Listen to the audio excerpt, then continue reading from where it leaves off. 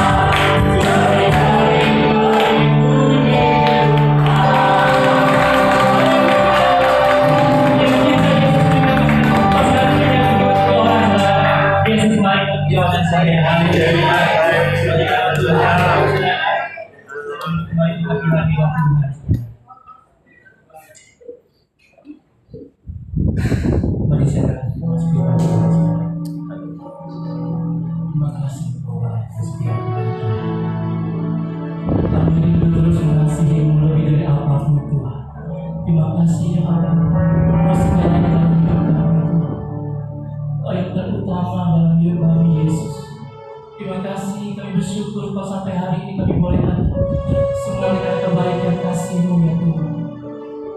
segala janji berkat-Mu yang dahsyat bagi hidup kami Tuhan.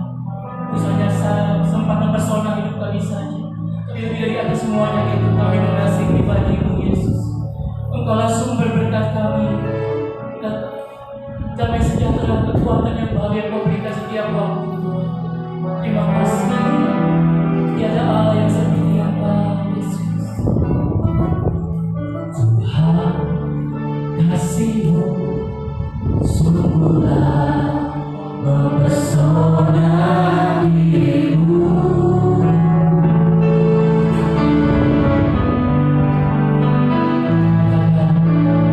Tuhan, kuasa-Mu sungguhlah menggerakkan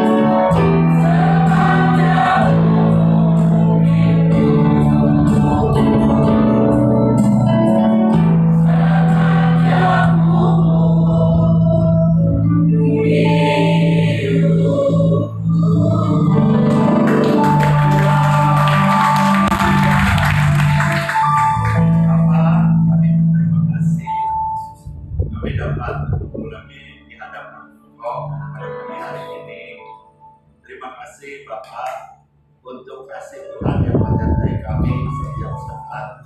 Terima kasih untuk kesetiaan-Mu Bapak. Kami berkumpul untuk mengenal Engkau. Urapilah kami semua yang di tempat ini.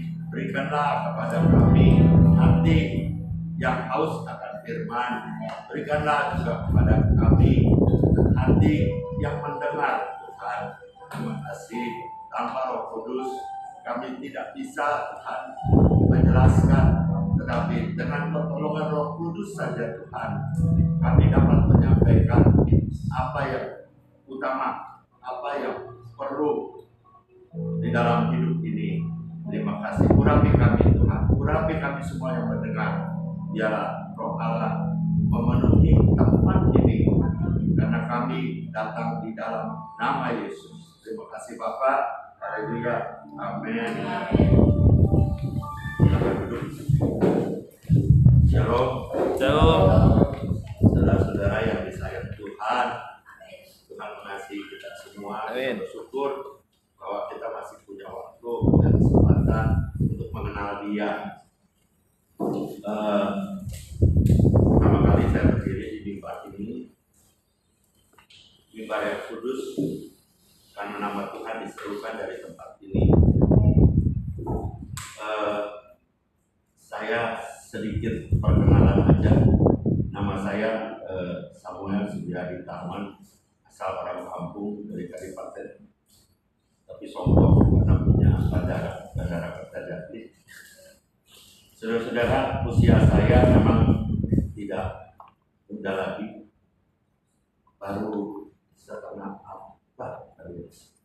Karena Tuhan sih menetapkan 120 tahun, maka kalau 75 itu baru setengahnya kerja saudara-saudara. Jadi tidak masuk kategori lansia, tidak saudara. Ya, pengen gagah seperti kalian, umurku 85 tahun, tapi aku seperti umur 40 tahun, sanggup keluar masuk berperang. Puji Tuhan. Saudara-saudara juga semua di hadapan Tuhan, saudara-saudara adalah yang indah, cantik. Itulah yang Tuhan lihat tentang saudara-saudara. Puji Tuhan. Saudara-saudara, dengan usia saya termasuk kategori emeritus, pensiun gitu saudara-saudara. Ya, tapi puji Tuhan karena Tuhan masih memberikan kesempatan kepada saya untuk melayani. Langsung aja ya saudara-saudara kepada firman, karena waktu terbatas. Kita lihat Yohanes 17 ayat 3.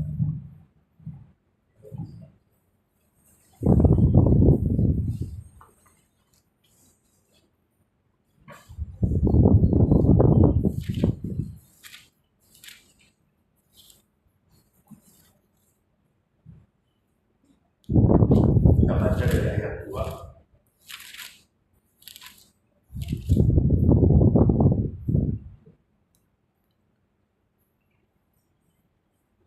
Yohanes 17 ayat 2 dan 3. Engkau telah memberikan kepadanya kuasa atas segala yang hidup, supaya dia memberikan hidup yang kekal kepada semua yang telah engkau berikan kepadanya. Inilah hidup yang kekal, yaitu bahwa mereka mengenal engkau satu-satunya Allah yang benar, dan mengenal Yesus Kristus yang telah engkau utus. Amin, saudara-saudara. Doa yang penting sebelum Yesus disalib, Yesus berdoa dalam Yohanes 17 itu, dan itu tidak dicatat saudara-saudara di Injil yang lain, tapi hanya dalam Yohanes diurai sedemikian rupa. Yang kita tekankan pada pagi hari ini adalah hidup kekal itu mengenal Allah. Hidup kekal itu mengenal Allah. Betapa pentingnya kita mengenal Allah dengan benar dan melalui Yesus Kristus. Saudara-saudara, di Hosea juga dikatakan umatku binasa karena menolak pengenalan Allah. Dari kehidupan Kristen itu adalah kehidupan yang mengenal Allah.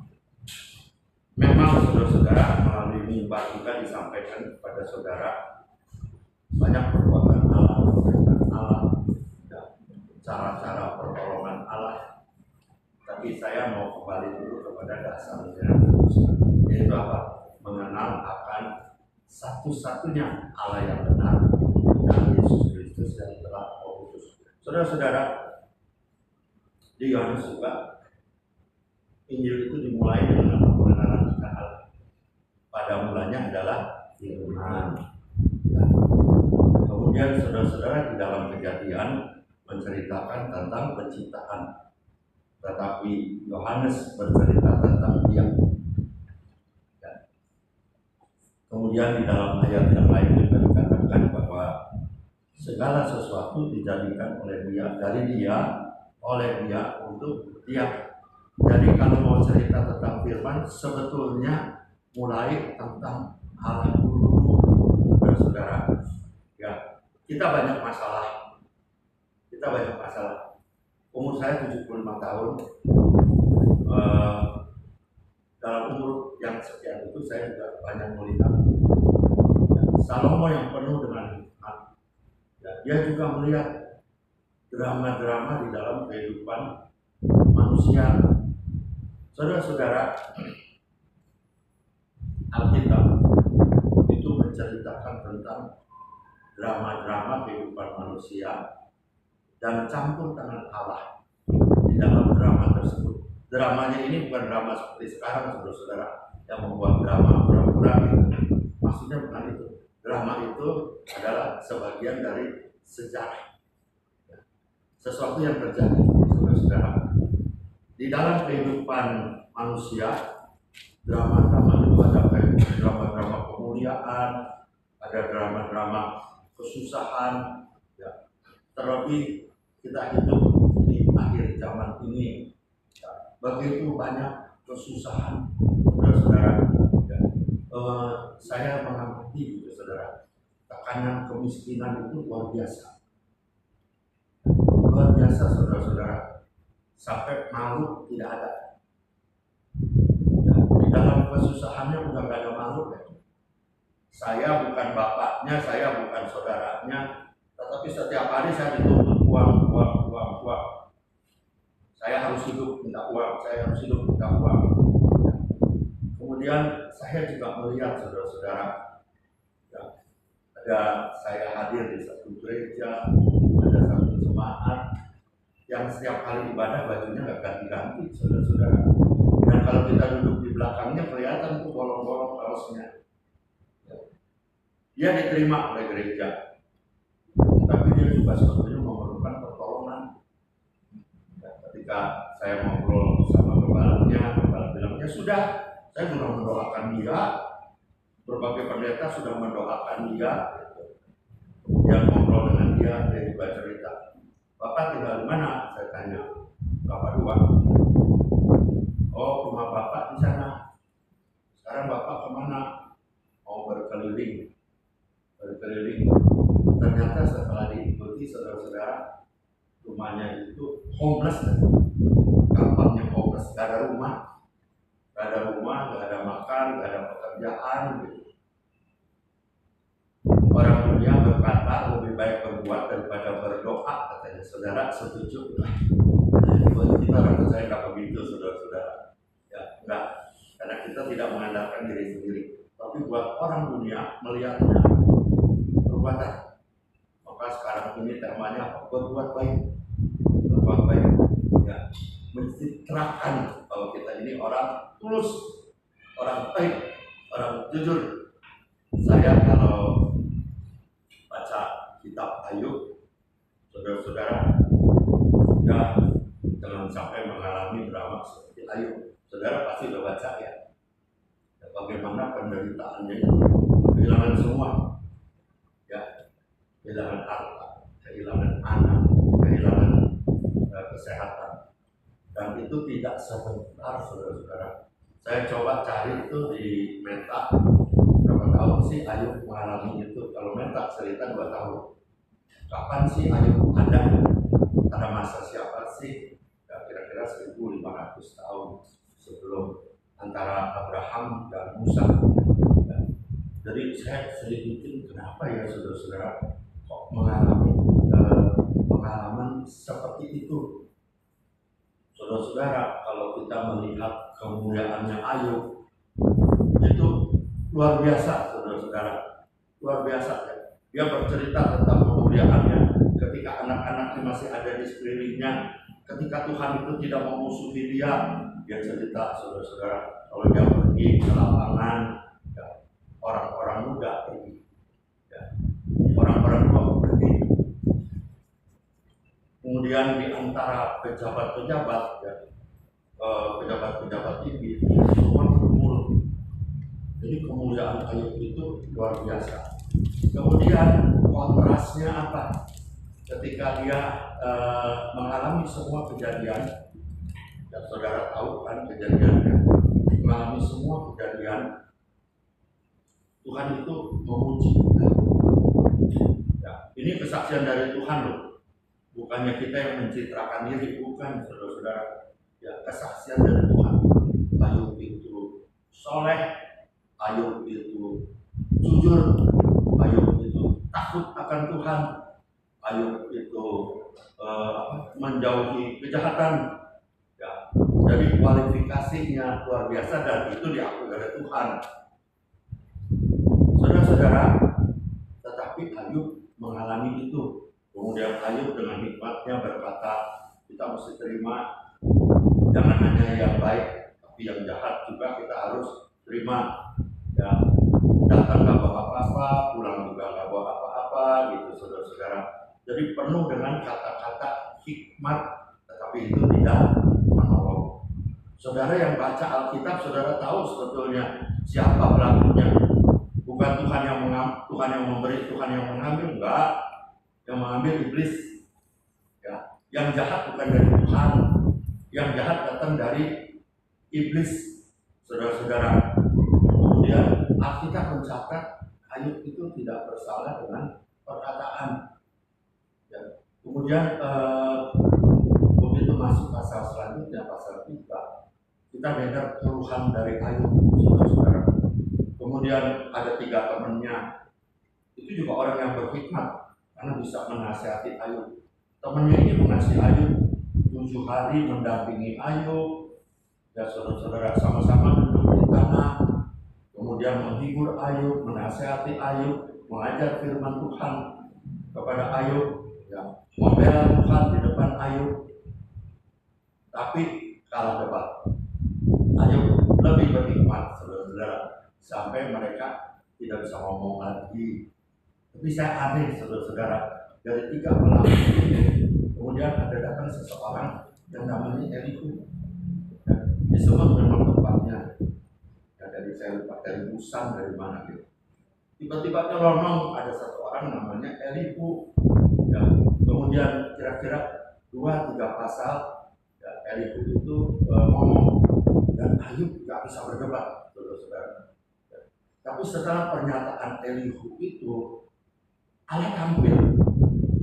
Ya, ketika Allah tampil itu hanya 1-2 pasal. Ayub 42 pasal. Ketika Allah tampil, saudara-saudara, kemudian Ayub berkata, ya, 1 kali dia ngomong, tapi dia nggak mulai. Ya, selanjutnya dia akan tutup mulut. Kemudian Ayub berkata, dulu aku hanya mendengar tentang dia, kata orang. Ya, tapi itu pun udah berhikmat, saudara-saudara. Tapi kata Ayub, sekarang aku telah melihat dia. Jadi saudara-saudara, ada satu drama dalam kehidupan Ayub. Kemudian juga saudara-saudara, kalau kita ikuti drama-drama yang ada di dalam Alkitab, tapi tolong ya, pengertian drama itu bukannya drama sekarang ini membuat drama, bukan, saudara-saudara, bagian dari sejarah. Ya. Bagaimana drama Abraham, bagaimana drama Ishak, bagaimana drama Daud. Tapi puji Tuhan, saudara-saudara, di dalam setiap drama itu ada jalan keluar. Dan kalau kita meneliti lebih jauh, saudara-saudara, benar firman yang mengatakan, ya, percobaan itu tidak melebihi kekuatan kita. Tapi kalau kita teliti lagi, Allah itu nggak lama tuh saudara-saudara. Janji Allah kepada Abraham untuk punya anak 25 tahun, tetapi solusinya 1 tahun. Menjelang solusinya cuma 1 tahun, saudara-saudara. Ada tindakan-tindakan Allah yang memberikan jalan keluar kepada Abraham. Saya singgung sedikit aja, saudara-saudara. Abraham diganti namanya jadi Abraham.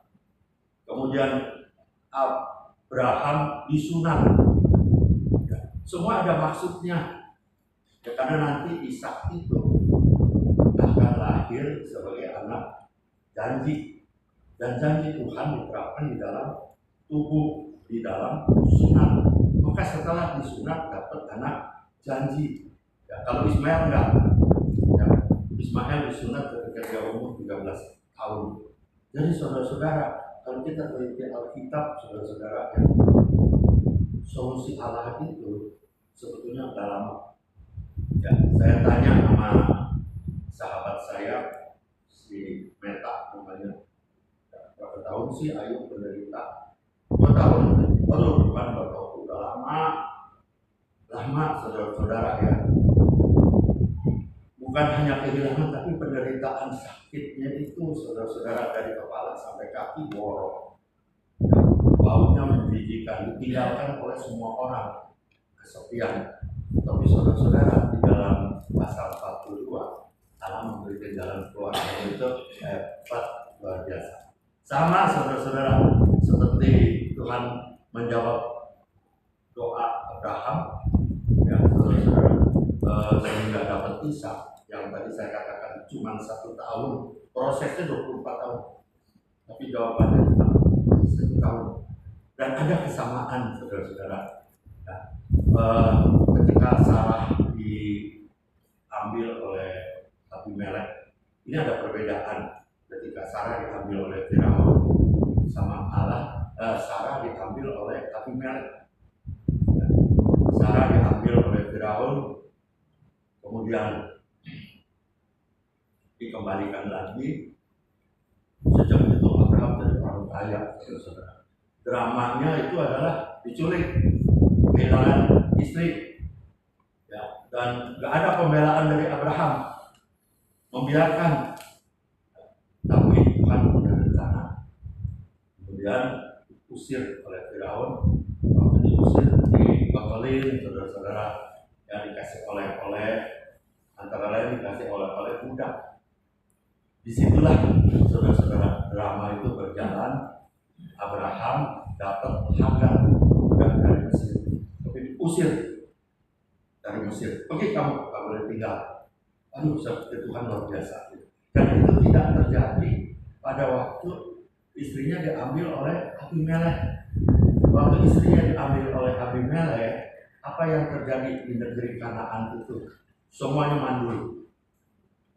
Saudara tahu artinya kalau semuanya mandul, negara itu akan binasa. Saudara-saudara, jangankan mandul, kalau populasinya menurun pun penduduknya, itu negara sekarang ini berlomba-lomba untuk menyelamatkan negara. Karena apa? Angka kelahirannya lebih rendah daripada angka kematian. Maka sekarang terbuka nih, saudara mau ke New Zealand boleh belajar, boleh cari kerja di sana, gajinya luar biasa. Saudara bisa ke Australia, biarin tukang cuci piring, gajinya 37 juta, biaya hidup 17 juta, masih bisa saving, saudara masih bisa kaya. Ya, tapi dibatasi umurnya 30. Kalau saya mau ke sana udah nggak diterima, saudara-saudara. Kemudian Jepang buka pintu, Eropa buka pintu, ya, karena dia melihat saudara-saudara angka kelahirannya turun. Kalau ini bukannya turun lagi, nggak ada yang bisa mengandung. Jadi artinya negara itu akan mati, kematian datang. Maka Eliezer itu, Abimelek itu dengan hati yang tulus, dan dia ambil Sarah. Siapa tahu melalui Sarah akan melahirkan anak. Tetapi Tuhan punya rencana atas Sarah, saudara-saudara. Ya, Tuhan punya rencana atas Sarah. Kemudian apakah kamu ambil istri Nabi tuh katanya, ya, kemudian kamu kan, kemudian Allah memberikan solusi. Solusinya apa? Abraham harus berdoa untuk semua wanita di Kanaan itu, saudara-saudara. Siapa yang berdoa? Yang mandul. Abraham juga belum punya anak, tapi dia bersafaat. Ketika dia bersafaat, saudara-saudara, Tuhan kabulkan doanya Abraham. Semuanya melahirkan. Waduh, saya pikir itu rumah sakit ibu anak itu akan sukses. Saya kebetulan dari rumah sakit ibu dan anak. Ya, maka kalau melihat yang hamil, nah puji Tuhan, inilah omset perusahaan. Nah, kemudian saudara-saudara, Abraham yang mandul berdoa untuk wanita yang mandul gitu. Tuhan mendengar hanya doa Abraham. Itu kejadian lagi saudara-saudara di Ayub. Ya, saudara-saudara, setelah Allah berfirman menjawab Ayub, Allah suruh 3 temannya itu yang memberikan nasihat, minta didoain sama Ayub. Kalau enggak, bencana akan datang, akan kejadian seperti Ayub. Hanya doa Ayub dan didengar. Kemudian Ayub berdoa, saudara-saudara, bencana itu tidak terjadi. Tapi apa yang terjadi? Tuhan pulihkan semua. Itu hebatnya kalau aku lihat ya, doa syafaat. Doa syafaat itu mengandung arti sebenarnya begini. Allah memberikan kasihnya kepada kita. Ya, Allah tuh berkata gini, ini perintah yang baru nih, tapi bukan baru sebetulnya, karena di perjanjian lama sudah ada. Ya, kalau kamu mengasihi Tuhan, kasih sesamamu manusia. Ya, 2 hukum itu sama kuatnya. Jadi saudara-saudara, Abraham punya anak. Ayub masih sakit, tapi doanya luar biasa. Ya. Tuhan jawab doanya semua, termasuk masalahnya Ayub, termasuk masalahnya Abraham. Ya. Kemudian saudara-saudara, saya mengikuti drama-drama itu sampai ke dramanya Ayub. Ya. Ini saya suka kalau dalam doa merenungkan itu, sama Tuhan suka gurau juga, saudara-saudara. Tuhan, kalau drama Ayub kan saya nggak mau, Tuhan nggak sanggup Tuhan mengalami kejadian seperti itu total semua, ya, nggak sanggup Tuhan. Tapi bersyukur saudara-saudara, ya, kita masuk di dalam era yang akhir, era perjanjian baru. Kita masuk di dalam era perjanjian baru. Nah, saudara-saudara, yang saya mau perkenalkan tentang Allah ini, kita mulai dengan esensi Allah. Allah adalah kasih. Yesus berkata kepada orang-orang Yahudi, kamu tidak memiliki kasih. Kamu tidak memiliki kasih akan Allah. Jadi bagaimana kita bisa mengasihi sesama sedangkan orang nggak punya kasih akan Allah. Bung Torat menuntut kasih Allah, kasih sama manusia. Tapi mereka nggak punya kasih, karena kasih itu adalah Allah terlebih dahulu mengasihi kita. Allah memberikan kasihnya kepada kita, baru kita bisa mengasihi sesama manusia. Sekarang di dunia ini hanya orang kaya yang bisa memamerkan kasih. Ya, tadi pagi juga ada teman saya telepon, wah, gimana ya kalau kita buka kedai gratis, bukan di Jakarta, misalnya. Ya, kita kasih makan gratis. Saya dalam hati, saya bilang orang Islam dari dulu ya, di Jakarta sih orang Islam memberikan makan gratis. Jadi sekarang ini lagi berlomba-lomba untuk berbuat baik. Ya, saudara mungkin pernah lihat video ya, duit bawanan itu ditaruh ke 50.000, ada pengemis ditempel, ada ini ditempel 50.000, terus dia jalan. Waduh, kita kagum. kapan kita ada di situ ketemu terus ditempelin duit, saudara-saudara. Sekarang ini dari tadi berlomba-lomba untuk jadi orang baik dan tulus. Sebetulnya tulus itu diakui Tuhan, bukan tulus dari dalam hati kita.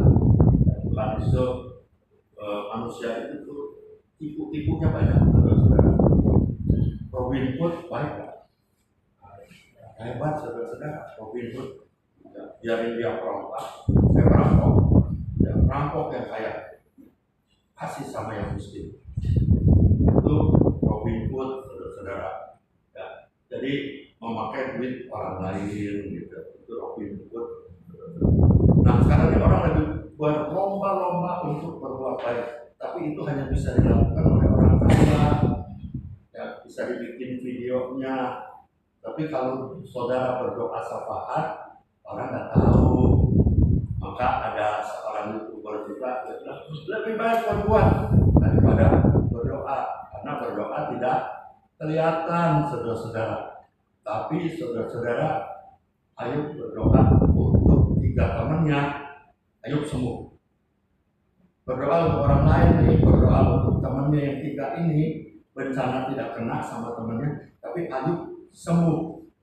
Kemudian segala kerugiannya dipulihkan 2 kali lipat. Itu ada logikanya, saudara-saudara. Waktu Ayub baunya menjijikan, semua kabur. Tapi begitu Ayub sembuh, semua datang. Nah, di sana ada tradisi kalau datang punya cincin emas kasih, punya gelang emas kasih, tanda bersukacita, saudara-saudara. Dan akhirnya apa? Semua dipulihkan 2 kali lipat dalam waktu yang cepat. Bahkan bukan itu saja, umurnya diperpanjang lagi 130 tahun. Dapat anak lagi, pulih 10 anak kembali. Untung aja istrinya nggak ditambahkan 2 kali lipat, enggak, tetap 1 gitu. Nah, saudara-saudara, demikianlah cara Allah. Maka saudara-saudara, kalau kita ibadah dengan firman, hamba Tuhan mengajar, oh kita mesti gini, oh kita mesti begini. Tetapi hari ini sebetulnya kalau boleh, kalau sempat, saya mau ceritakan dari dasar dulu. Dasarnya Allah itu esensinya kasih. Ya. Apakah ada yang bisa merubah Allah? Tidak bisa. Dosa sebesar apapun, sedalam apapun, apakah bisa merubah Allah? Tidak bisa, saudara-saudara. Itu esensinya Allah. Hakikatnya Allah itu adalah kasih. Ya.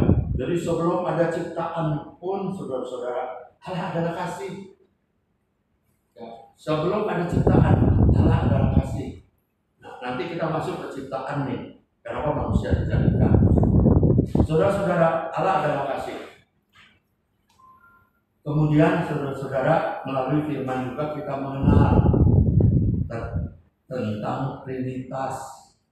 Sebetulnya di kejadian awal pun sudah diceritakan ya, bahwa Allah menciptakan, bahwa Allah berlayang-layang mengelilingi, kemudian firman ada. Tetapi dalam perjanjian baru lebih tegas lagi tentang mengenal Allah itu Bapa, Anak, dan Roh Kudus, saudara-saudara. Ya, hakikatnya sama.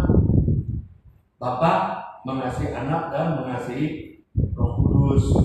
Anak mengasihi Bapa dan mengasihi Roh Kudus. Demikian juga Roh Kudus mengasihi Bapa dan Anak.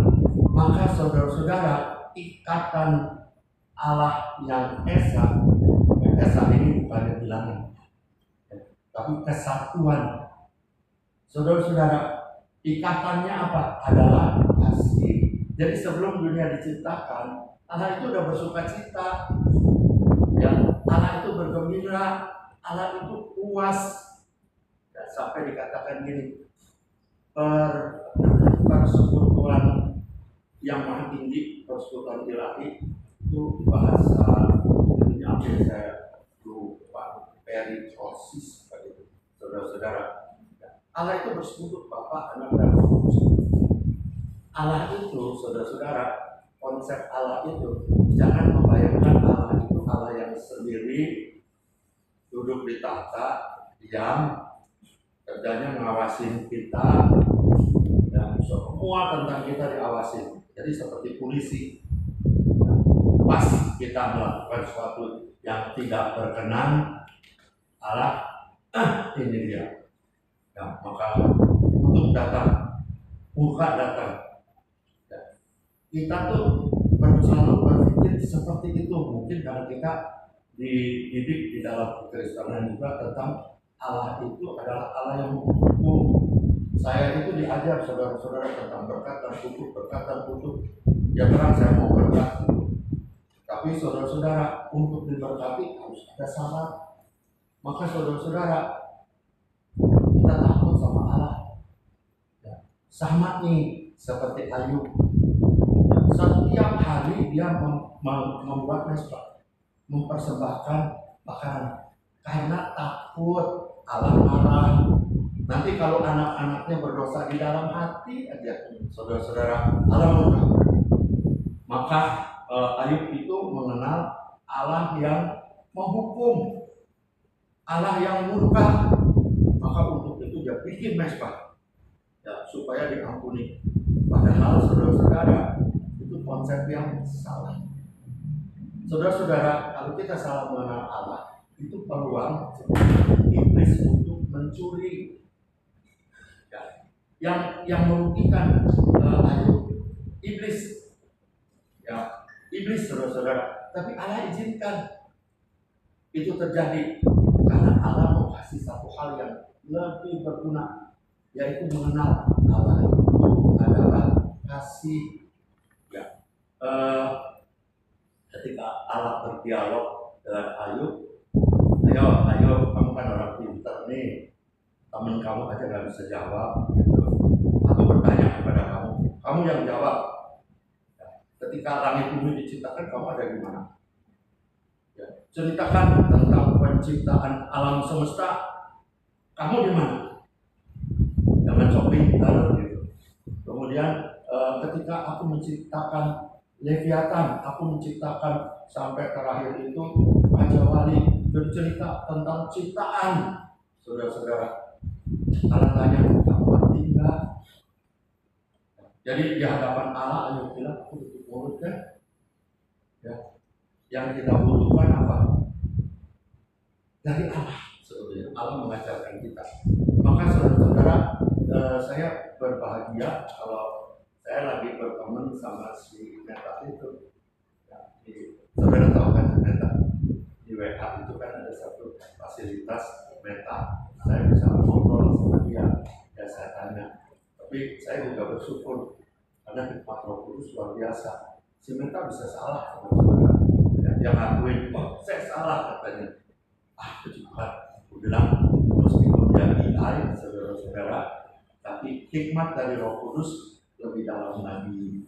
Ya, si Meta bisa cerita tentang yang literal, ya, tetapi hanya hikmat dari Allah. Ya, kita bisa melihat yang pengetahuan tidak bisa jangkau. Ya, itu datang dari hikmat Allah. Nah, kita kembali lagi saudara-saudara. Allah kasih. Bapa, Anak, dan Roh Kudus saling mengasihi. Mereka berada di dalam satu lingkaran kasih. Ada satu tarian ilahi. Kepribadian mereka masing-masing. Tetapi saudara-saudara, mereka memberikan tempat untuk berinteraksi. Ya. Allah yang kita sembah itu adalah Allah yang berrelasi. Kerinduan Allah itu adalah apa? Berrelasi, berhubungan. Nah kemudian saudara-saudara, karena Allah adalah kasih, kasih itu tidak egois. Kasih itu sifatnya apa? Menyebar, memberi. Allah itu nggak bisa lagi lebih dalam kasih, tapi ia bisa melebarkan kuantitas. Jadi Allah itu melebarkan kasihnya.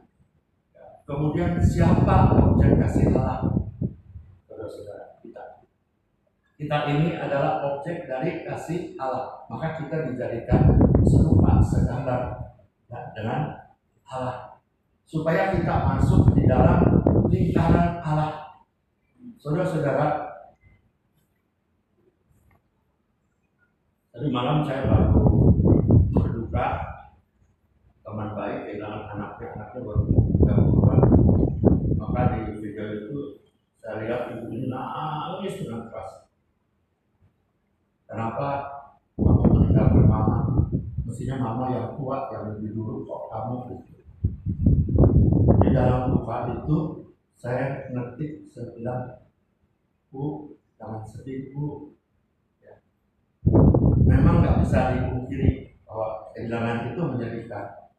Jadi saya katakan, Bu, Tuhan itu lebih sayang daripada ibu kepada dia. Tuhan itu lebih rindu. Karena apa, saudara-saudara? Tujuan Allah menciptakan manusia. Manusia itu dijadikan makhluk kekekalan. Ya. Di dalam Kejadian 2 ayat 7 di situ dikatakan, ya, Allah menjadikan manusia dari bentuk tanah, kemudian Allah menghembuskan nafas, maka dia menjadi roh yang hidup. Saudara-saudara, Adam itu dijadikan sebagai yang ilahi supaya bisa ada di dalam persekutuan dengan Allah. Ya, maka diciptakan sebagai yang ilahi. Saudara yang lahir baru, ciptaan baru, ya, saudara pun dikasih roh yang baru. Saudara adalah yang ilahi, saudara-saudara, supaya kita bergaul dengan Allah. Maka yang meninggal itu sebetulnya apa? Masuk ke kekekalan. Kekal bagi Allah, saudara-saudara, adalah artinya Allah itu di luar waktu, tidak di dalam waktu. Ya, Allah tidak berubah, firman Allah tidak berubah. Terus kita tambahkan dulu, sekarang dan selamanya. Itu waktu, saudara-saudara. Tapi Allah itu, dia adalah yang menciptakan waktu. Ketika langit bumi dijadikan, pada hari keempat yang menciptakan matahari, bulan, dan bintang. Maka ada waktu. Ya, di dalam waktu itu ada proses, ada progres. Tapi bagi Allah tidak. Kekekalan itu, Allah itu akan berada di atas waktu. Maka karena itu, saudara-saudara, karyanya Allah itu melampaui waktu. Apa yang dia kerjakan 2000 tahun yang lalu, ya 2000 tahun yang lalu itu sepertinya kayak satu titik aja, saudara-saudara. Tapi berlaku selama-lamanya. Ya. Posisi Allah itu di atas waktu, dia tidak diikat oleh waktu. Maka ketika kita masuk di dalam keilahian, saudara-saudara, sama dengan juga kita masuk di dalam kekekalan. Kita masuk di dalam kekekalan. Puji Tuhan. Jadi saudara-saudara, Allah kasih, Allah melebarkan kasih-Nya. Dan siapa yang menerima kasih Allah itu adalah yang segambar dan serupa. Saudara mengalami menerima kasih Allah. Kemudian saudara bilang, itu menanti, urusan mati. Ya, tapi saya kan masih ada di bumi. Tapi doa Tuhan Yesus apa, saudara-saudara? Supaya itu terjadi di bumi juga.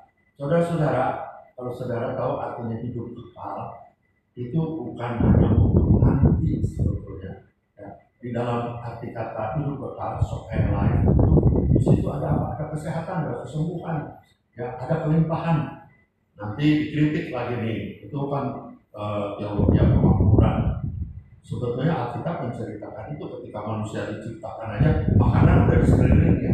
Ketika Adam dijadikan taruh taman Eden, makanan udah komplit, saudara-saudara.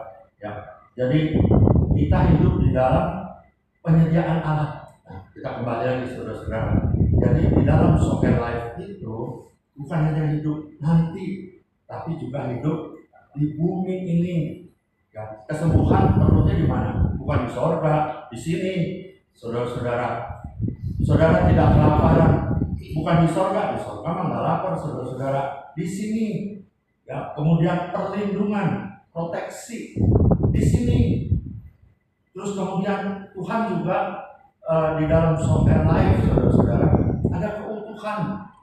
Saudara-saudara, kalau kita lihat firman, ya, firman itu mengatakan udah kita ini harus kudus supaya bisa melihat Allah, bergaul dengan Allah. Kemudian kita juga harus seperti Bapa gitu, saudara-saudara, sempurna gitu. Kadang-kadang kita mikir tuntutan Allah ini berat sekali, tetapi saudara-saudara itu sangat dimungkinkan. Karena apa, saudara-saudara? Karena saudara di dalam Yesus, di dalam Yesus. Nah, saudara-saudara, bagaimana sih caranya kita menerima kasih sayang Tuhan? Saudara udah tahu bahwa Tuhan Yesus mati untuk kita semua. Allah itu mengasihi kita, memberikan anak satu-satunya. Kemudian Yesus mengasihi kita, memberikan nyawa satu-satunya. Saudara-saudara, maka ketika Yesus memberikan dirinya kepada kita, kita diajar untuk menerima kasih Allah. Menerima kasih Allah. Ketika Yesus berkata, inilah tubuhku, makanlah, inilah darahku, minumlah. Kita menerima kasih Allah. Apa yang Yesus lakukan di kayu salib sempurna. Karena itu Yesus berkata, selesai. Ya. Tapi saudara-saudara, kita kan kepengen ngalamin. Bukan hanya kita mendengar khotbah, terus kita bersuka cita. Bukan, kita pengen ngalamin. Ya, sakit disembuhkan, segala keperluan dicukupkan, proteksi, ya, perlindungan, kita pengen ngalamin. Maka Paulus berkata, apa yang telah aku terima dari dia, aku teruskan kepada kamu. Paulus itu yang nggak pernah ngikutin terjemahan kudus ketika Yesus hidup. Tapi Allah membuat satu pernyataan langsung kepada Paulus, ya. Apa yang telah aku terima berikan kepada kamu, yaitu apa? Makanlah tubuhku, minumlah darahku. Kita menerima kasih Allah. Dan saudara-saudara, kalau kita menerima tubuh dan darah Kristus, saudara-saudara, aku di dalam kamu, kamu di dalam aku. Jadi artinya apa? Saudara mengalami, menjalani hidupnya ilahi. Dan dahsyatnya lagi ini, kalau aku dalam kamu, kamu dalam aku, minta apa saja. Jadi ada satu posisi yang saudara tidak boleh lepaskan. Ya, kita ada di dalam Kristus. Ya, saudara itu ada hal yang adalah yang ilahi. Kemudian saudara adalah yang disayangi, sama seperti Bapa mengasihi Yesus. Karena saudara ada di dalam Yesus, saudara-saudara, ya, saudara mengalami sama seperti Bapa mengasihi Yesus. Bapa memberi kesaksian kepada Yesus dibaptis. Inilah anakku yang kukasih, kepadanya lah aku berkenan. Kesaksian dari Bapa tentang anakku. Sama saudara-saudara. Ya, jadi saudara-saudara, kita ada dalam Yesus, saudara-saudara, kita mengalami kasih Tuhan. Kasih Tuhan itu yang disebarkan kepada kita. Maka saudara-saudara, agama kudus. Setiap hari saya menerima kasih Allah. Setiap hari saya bersuka cita, menangis, ingat kebaikan Allah. Ketika saya menerima darah Kristus. Mau cerita tentang Allah masih lebih panjang lagi nih saudara-saudara. Jadi mungkin ini sebagian dulu saudara-saudara, tapi mengenal Allah, saudara-saudara, maka ya hal-hal ilahi itu menjadi kuat di dalam kita. Kita ini kan hidup dengan tubuh. Meskipun saudara tidak lagi diikat oleh hukum Taurat, tetapi masih di dalam tubuh nih. Jadi kehidupan Kristen itu ada kehidupan jasmani, ada kehidupan rohani atau ilahi. Maka saudara-saudara, yang perlu kita tambahkan terus adalah kehidupan ilahi. Ya, kehidupan yang Yesus di dalam kita. Kalau saudara di dalam Yesus, ya, kehidupan ilahi ada di dalam kita, maka diajarnya sederhana. Mintalah apa saja. Saudara itu benar-benar disayang sama Tuhan. Ya kalau kita tahu posisi ini, jangan ditipu. Saudara-saudara, jangan ditipu. Ular itu nipu aja. Ya kepada Hawa dia bilang, kamu akan seperti Allah. Tapi sebetulnya ketika dijadikan pun sudah yang ilahi. Karena nggak tahu posisi. Saudara harus tahu posisi saudara. Posisi saudara adalah anak-anak Allah, ciptaan baru yang disayangi, minta apa saja. Dari hal-hal yang kecil, hujan turun, hujan lokal. Ini hujan ini jangan dibilang hujannya Dharma Korengkun, bukan saudara-saudara. Kalau hujannya Dharma Korengkun, saudara tahu nggak? Di dalam hujan itu ada virus HMPV. Nah, saudara-saudara yang kena hujan itu siap-siap aja untuk kena flu. Nah, saudara-saudara, untuk urusan kecil aja, bagi kita takut hujanan. Buat kita besar, saudara-saudara, karena hujan itu bisa bikin sakit. Tapi bagi Allah itu kecil. Saudara juga bisa minta, Tuhan, berhentiin dong hujan ini sebentar aja Tuhan, supaya saya bisa masuk ke tempat itu tidak hujan. Mulai belajar dari perkara-perkara yang kecil gitu.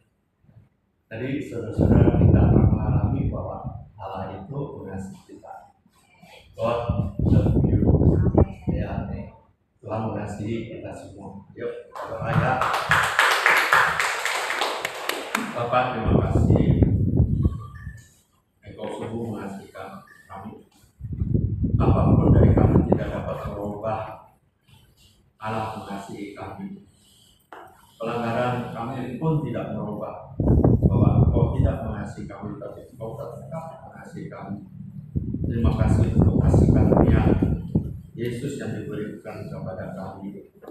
Terima kasih Bapak, biarlah ini menjadi berkat bagi jemaat dan mendorong jemaat Bapak untuk mengenal Allah lebih dalam lagi, sehingga dengan mengenal Allah yang benar Bapak, maka kehidupan kami bisa menjadi kehidupan ilahi, kehidupan yang bersukacita, kehidupan yang dipeliharakan oleh Tuhan. Terima kasih Bapak, dalam nama Yesus kami berdoa. Amin. Amin.